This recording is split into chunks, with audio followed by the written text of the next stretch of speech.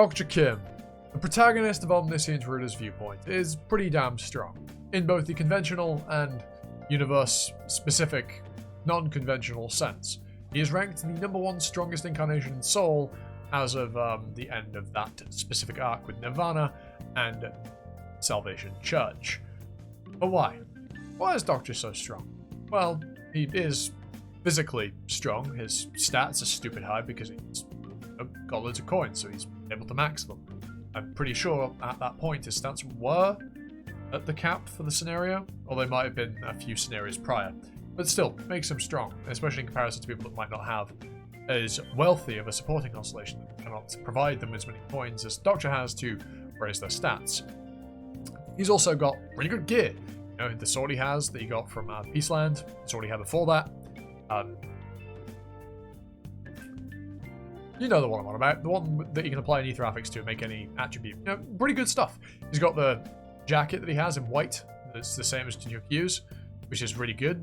Does the job. He's got Gangon Gui to allow him to channel a constellation through himself. He's got all this really cool stuff that would make him pretty damn strong. But if you've read the story, you'll know that none of that is true. And if you have any sort of basic media literacy skill that is required to understand any sort of media, that skill being reading words, you will know that the real reason Dokja is the strongest is because of his story, his feats, his tale that he is spinning. Starstream is observing, understanding.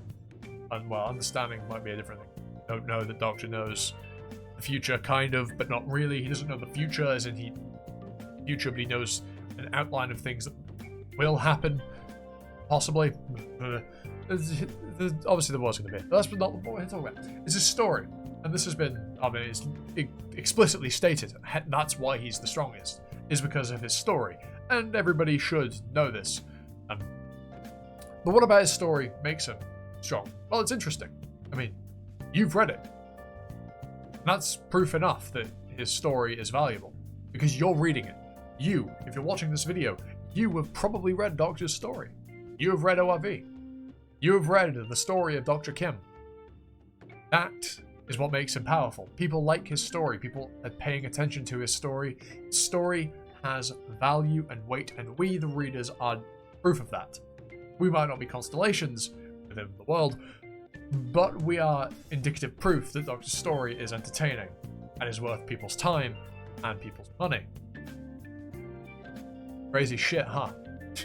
What am I on about? This is such a weird video. I'm trying to make it sound like it's scripted. I'm just rambling on. It's very clearly not scripted because I'm stuttering and pausing every now and then. But yeah, this is a weird video. I'm now going to stop trying to be performative. And I'm just going to ramble like I always do. Yeah, Dokja's really strong. And his story is obviously pretty... the main factor of that, given that it's what is the deciding factor in the Salvation Church arc. But, so, you know, stuff like defeating the Calamity of the South, was it? The Fire Dragon. That, again, that's a huge feat.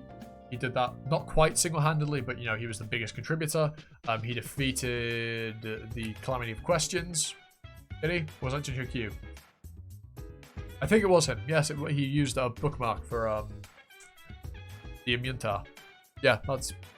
I fucking hope I'm remembering that right. Which is, you know, another impressive feat, defeating 2 catastrophes. He doesn't defeat Yusung on his own. He helps defeating Yusung, and he's dead for a good portion of the fight against adult Yusung. But, you know, he is a very big contributor in the defeat of the Calamity of Floods. He destroys the throne, the ruler's throne, meaning he has created an entirely new story, something that has never been, well, likely, never been seen before. It's unique within the world. Nobody'd think of doing that. Why would you give up that authority? Why would you give up that power?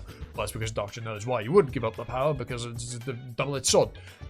Very double-edged if you want to, presumably, as he said, save, you know, humanity and shit, right?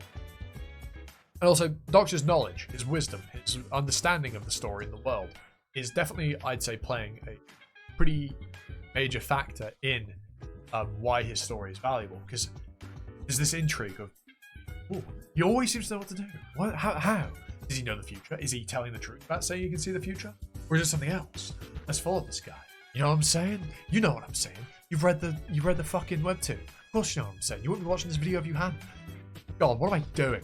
I had a much grander plan for this video in my head, but then I kind of said everything that I wanted to say within the first 3 minutes. So, if you're still watching, you're cool, and we'll probably end it around here. If you've got any other points to add on why Dokja's story makes him strong, stuff definitely from earlier on I'm probably not remembering as of right now, let me know in the comments.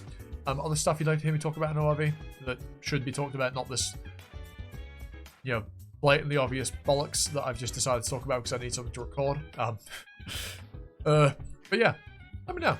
Like, comment, sub, share the video around, notification bell, you know, good old YouTube stuff. And out the way, I've been Honestly, you've been you, and I hope to see you next time for another video. Ta for now.